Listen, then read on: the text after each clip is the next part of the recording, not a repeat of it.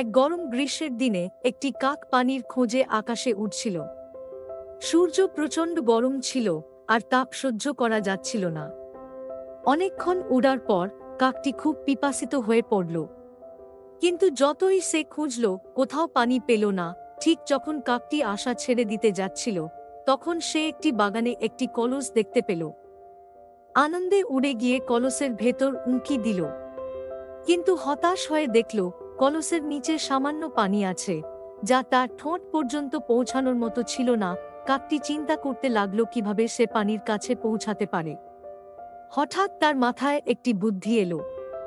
সে ছোট ছোট পাথরের টুকরো তুলে একে একে কলসের মধ্যে ফেলতে শুরু করল।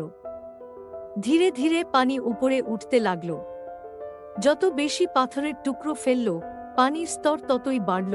অবশেষে পানি কলসের মুখ পর্যন্ত পৌঁছাল এবং কাকটি পানি পান করতে পারল। তার তৃষ্ণা মিটল, আর সে তার বুদ্ধিমত্তার জন্য গর্বিত হয়ে তৃপ্তি নিয়ে উড়ে গেল।